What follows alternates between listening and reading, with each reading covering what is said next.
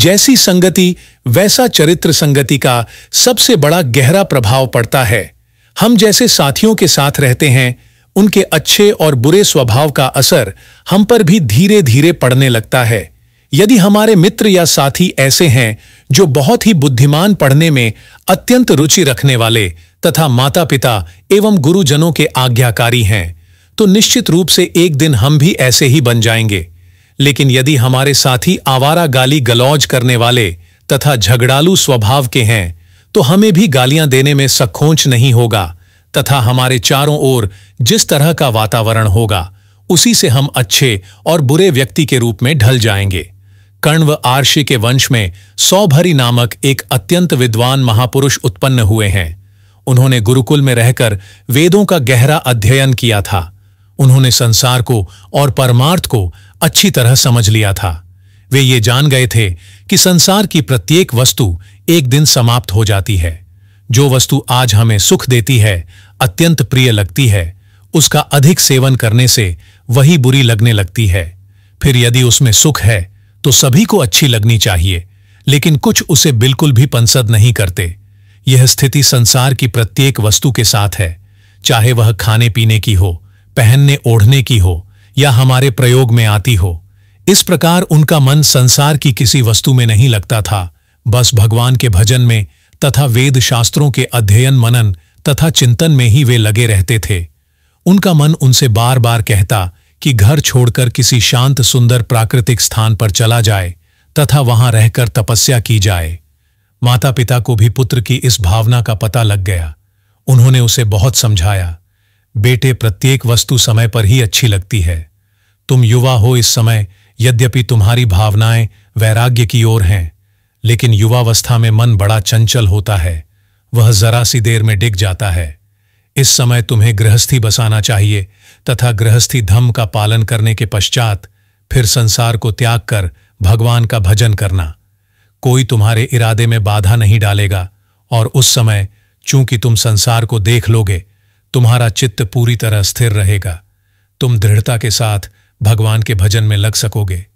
लेकिन सौभरी विवाह करने के लिए बिल्कुल तैयार नहीं हुए। उन्हें गृहस्थी बसाकर वृद्धावस्था की प्रतीक्षा करना समय बर्बाद करना ही लगा। वे दूसरों के गृहस्थ जीवन को देख चुके थे। उन्हें उस सब से घृणा थी। हाँ, कभी कभी वे यह अवश्य विचार करते थे कि क्या माता पिता की आज्ञा का पालन न करना उचित है, लेकिन अंदर से फिर आवाज आती कि आत्मनस्तु कामाय सर्व प्रिय भवति, अर्थात आत्मकल्याण ही सबसे प्रिय वस्तु है। वे इस द्वंद्व में कुछ दिनों तक फंसे रहे। आखिर इसी निश्चय पर पहुंचे कि सत्य का अनुभव करना ही मनुष्य जीवन का लक्ष्य है, और एक दिन चुपचाप घर त्याग कर वन में चले गए।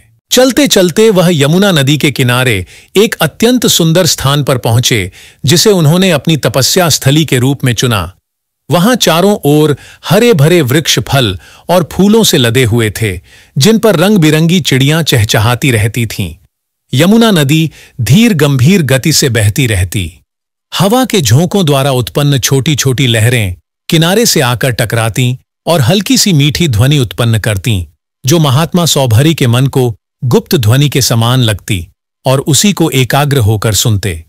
जब वे जल में खड़े होकर अथवा बैठकर ध्यान लगाते, तो छोटी बड़ी मछलियां उनके चारों ओर किलोल करती रहती। कभी कभी उनकी गोद में भी आकर रुक जाती। शाम के समय आसपास के गांवों की विभिन्न रंग की गायें झुंड के झुंड गले में पड़ी, घंटियां बजाती हुई थकी मांदी थनों में दूध के भार को लिए जब लौटती, तो उन्हें देखकर महात्मा सौभरी का मन झूम उठता। अनेक दिन ऐसे बीत गए। सर्दी और गर्मी उनके लिए समान थी। वर्षा के दिनों में नदी का जल ऊपर तक उफन आता तथा किनारे तोड़कर बहने लगता, लेकिन आर्षि का मन न तो बढ़ता और न घटता। वह तो समान रूप से शांत और स्थिर रहता। धीरे धीरे वर्षों बीत गए। जो भी उनकी तपस्या को देखता आश्चर्य करता। कभी वे वृक्ष के नीचे ध्यान लगाए दिनों बैठे रहते और कभी पानी के अंदर।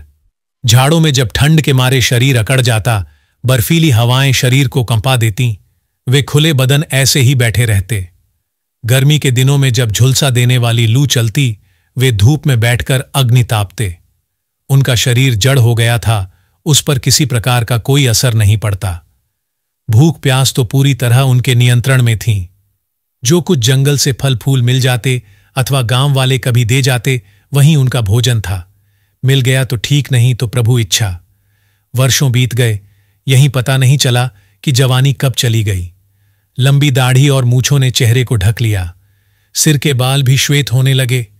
अचानक मीठे दूध से भरे कटोरे में विष की बूंद गिरी, या कहें कि देवताओं ने उनकी परीक्षा लेने की ठानी, जिसमें कि वे बुरी तरह असफल हुए। वे प्रायः पानी के अंदर बैठकर तपस्या किया करते थे। मछलियां उनके चारों ओर तैरती ही रहती थीं। वे आशी की परिक्रमा सी करती रहतीं और उनके शरीर को छूती फिसलती रहतीं। वे जरा भी उनकी उपस्थिति से विचलित नहीं होतीं। एक दिन अचानक आशी का ध्यान कुछ अधिक ही उनकी ओर चला गया।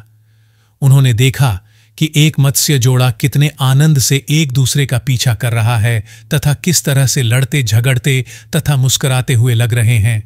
उनके चारों ओर उनके अनेक बच्चे इधर उधर घूम रहे हैं तथा पानी में खेल रहे हैं।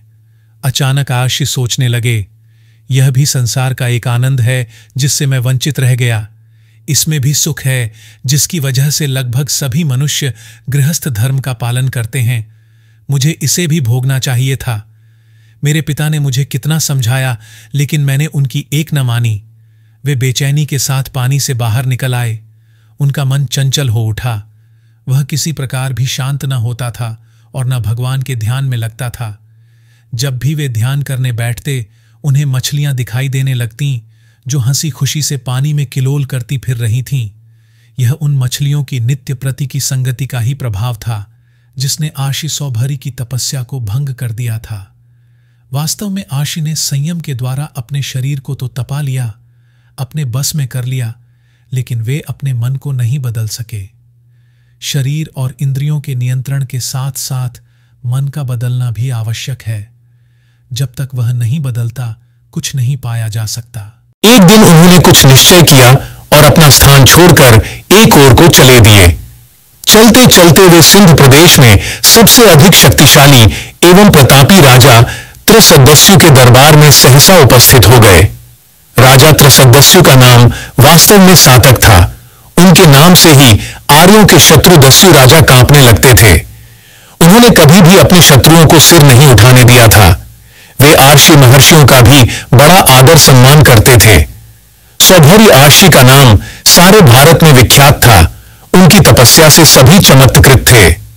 उन्हें दरबार में अचानक देखकर सभी आश्चर्यचकित रह गए।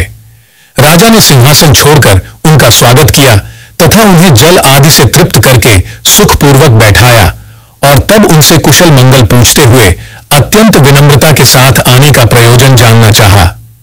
आर्षि बोले, मैं तुम्हारी कन्या से विवाह करने का इच्छुक हूं। राजा इस बात को सुनते ही सकते में आ गए।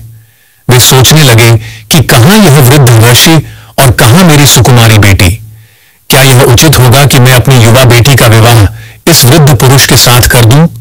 अन्य राजा लोग क्या कहेंगे? मेरी प्रजा में क्या ख्याति रह जाएगी? इस वृद्ध को देखो, इस आयु में गृहस्थ जीवन बिताने की सोच रहा है, लेकिन इनकार भी नहीं किया जा सकता। यदि कहीं क्रुद्ध हो गए तो राज्य की खैर नहीं। अंत में राजा ने एक युक्ति सोच ली। वे बोले, महात्मन, हम लोग क्षत्रिय हैं। हमारे यहां स्वयंवर का रिवाज है। आप मेरे साथ अंतपुर में चलें। जो राजकुमारी आपको पसंद कर लेगी, मैं उसी से आपका विवाह कर दूंगा। दोनों महल के रनिवास की ओर चल दिए। रास्ते में आर्षि ने अपने तपोबल से एक अत्यंत सुंदर युवा का रूप धारण कर लिया।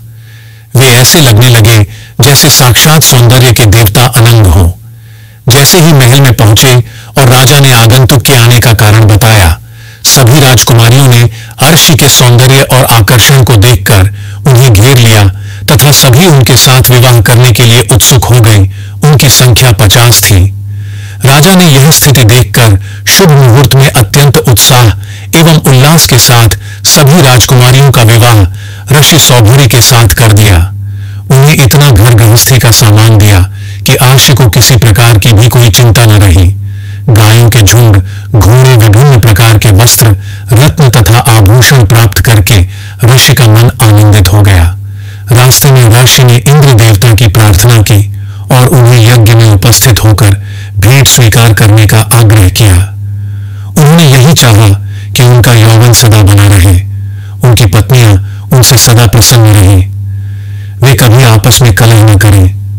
देवताओं के भवन निर्माता विश्वकर्मा उनके लिए यमुना के किनारे पर एक सोने का महल बना दे, जो धन धान्य से पूर्ण हो तथा जिसके चारों ओर स्वर्गीय फलों और फूलों की वाटिकाएं हों, ताकि वे गृहस्थ का भरपूर सुख उठा सकें। इंद्र देवता उनकी तपस्या और प्रार्थना से पहले ही संतुष्ट थे। उन्होंने तथास्तु कहा और स्वर्ग ओर प्रस्थान कर गए। अब महर्षि आनंद पूर्वक अपने दिन बिताने लगे।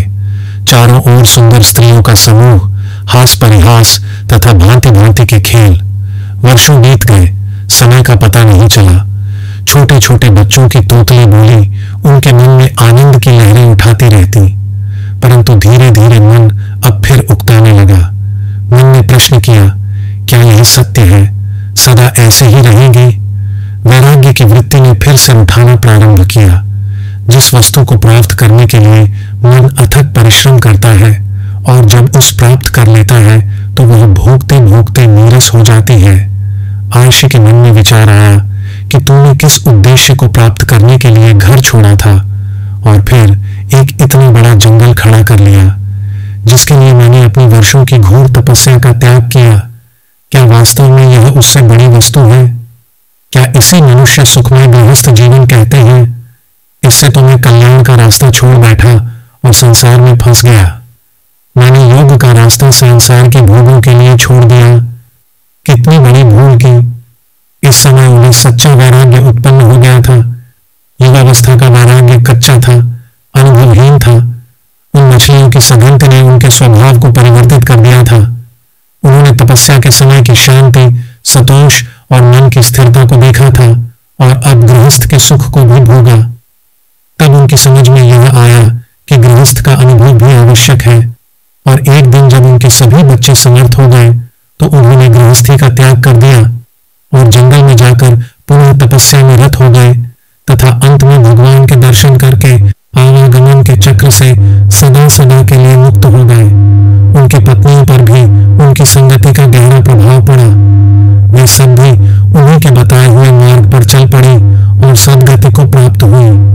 इसलिए सदा अच्छे मित्रों, साथियों तथा सज्जन व्यक्तियों को ढूंढते रहना चाहिए तथा उन्हीं के संगत में रहना चाहिए।